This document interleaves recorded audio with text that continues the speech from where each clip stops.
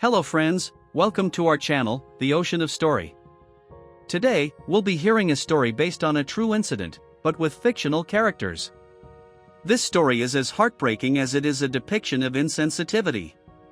From this story, we will learn an important lesson, which you'll discover at the end. So, let's listen to this story based on a true event. It was the 21st of November. Winter had fully set in, and there was a sharp chill in the air. At that time, I was a station officer at a police station. Recently, there had been several incidents of robbery and snatching involving morning walkers in my area.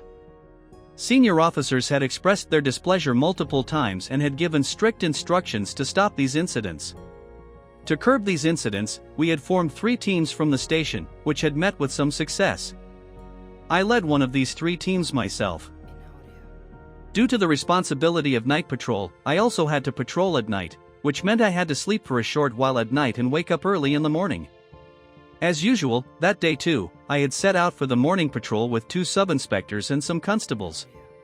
It must have been around 6:15 a.m. We were near a park where it was still slightly dark, and the day was just about to break. Just then, a message came over the police wireless from the control room, informing us that a woman had been murdered in Ashok Vethika colony, behind the pipe manufacturing company in Rampur village. Upon receiving this information, I immediately informed the senior officers about the incident and reached Ashok Vethika colony with my team. Ashok Vethika was a new colony, not yet fully developed. Only 2 houses were built there, one was closed and unoccupied. The other house was the crime scene. When I arrived, my other 2 teams from the station were already present, having reached as soon as they received the information. At the crime scene, a woman's dead body was lying on the floor of a room in the house. The deceased's name was Rampyari. 2 boys, approximately 23 and 14 years old, were crying near the body. Other people were also present at the scene, and the atmosphere was extremely somber. Upon inquiry, it was revealed that the 2 boys sitting near the body were the deceased's sons, and her husband had gone to the police station with some people to report the incident. There were only 4 family members. Upon inquiring about the incident, it was found that Rampyari's elder son, Raj Kumar, had gone to the city 2 days earlier to work as a waiter, and her husband, Nareshpal, had gone to the elder son yesterday, as Raj Kumar himself had called him because a guard was needed there. Only Rampyari and her younger son, Bablu, were at home. Rampyari's family lived in this house on rent and were very poor. Rampyari was often ill. Just then, Nareshpal returned from the police station. When asked, Nareshpal said, "My elder son had gone to the city 2 or 3 days ago to work as a waiter at an event. Yesterday morning, I went to my son to work as a guard there. My younger son and my wife were at home. This morning, around 5 a.m., my elder son received a call from Gopal Singh from Ada, who runs a transport business. He told us that Rampyari had been murdered." Nareshpal continued, "Upon this, my son and I came here.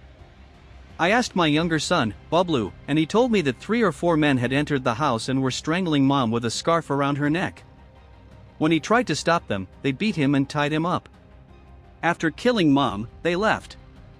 After they left, he untied himself and went to Gopal, who works in transport at a nearby pipe company, and told him. I checked the household items, and nothing was missing from the house. I don't know, sir, who killed my wife." He also mentioned that some items were lying outside the house and that his wife was quite ill and used to scream loudly at night. The elder son also confirmed all these details when asked. A sub-inspector and some constables from the police station arrived with the relevant documents. Information about the entire incident was gathered from the younger boy, Bablu. He was a small child and already appeared very sad. When asked gently, he said that he and his mother were sleeping at night when 3 or 4 people came and started beating his mother. When he tried to stop them, he was also beaten, and his hands were injured. Upon inspection, there were scratches on his hands, so the child was sent to the hospital. The child wasn't able to answer some questions properly, perhaps he was sad or frightened by the night's events, so no further attempts were made to question him extensively. The forensic team also arrived when called. We inspected the crime scene with them, prepared the inquest report of the body, and sent it for post-mortem. Nareshpal was asked for details of all his phone numbers, and he stated that he had two phones, one with him and the other with his elder son. The call details of both numbers were retrieved, and they also confirmed his statement. The police always operate on suspicion, so everyone has to be viewed with suspicion. All angles were examined, but no clues could be found. At this point, the needle of suspicion was on Nareshpal because Rampiari was ill. Nareshpal was a poor man, and all his earnings went into Rampiari's illness. It was possible that he, along with his accomplices, had committed the murder to get rid of her. To gather information about Nareshpal's nature and the incident, people in the vicinity were questioned. They stated that Nareshpal was a very good person and loved his wife very much. Some people also mentioned that the younger boy was quite temperamental and often fought with his mother. It was possible that he, being frustrated, might have killed his mother. As this point came to light, the whole picture became clear. When this point was conveyed to the forensic team, they stated that there was no way to enter the house from the outside. The walls of the house were 13 feet high, and there were no climbing marks on the walls. There were no marks on the door either, which would indicate that someone had entered from outside. This incident must have been committed either by someone residing inside or by someone who entered through the door. The younger boy was also not answering properly when asked, which suggested he might have committed the incident. The younger boy had returned home after treatment. The child welfare officer appointed at the police station, Sub-Inspector Ramesh Kumar, was called to the crime scene, informed of everything, and asked to gather information from the child. He and two female constables spoke to the child separately and very kindly, and by appealing to his emotions, they elicited the information, and the child revealed everything. The child welfare officer then told me to ask him too. So, I asked him very gently, and he started crying and said, "Uncle, I made a mistake, I killed my mother. I strangled my mother with a scarf around her neck. My mother used to bother me a lot. She wouldn't let me sleep at night. She used to talk all kinds of things at night, used to scream. She didn't let me sleep even at night. Out of frustration and anger, I put a scarf around my mother's neck and strangled her. And I scattered the household items, threw the cylinder, stove, blanket, and a packet of pants and shirts outside, and lied to Gopal brother that 3 or 4 people had entered the house and strangled my mother. I rubbed my hands against the wall to make slight marks, so it would look like my hands were tied. Uncle, I made a very big mistake, please forgive me." After that, Bablu was sent to the Juvenile Justice Board. From there, he was sent to a juvenile observation home.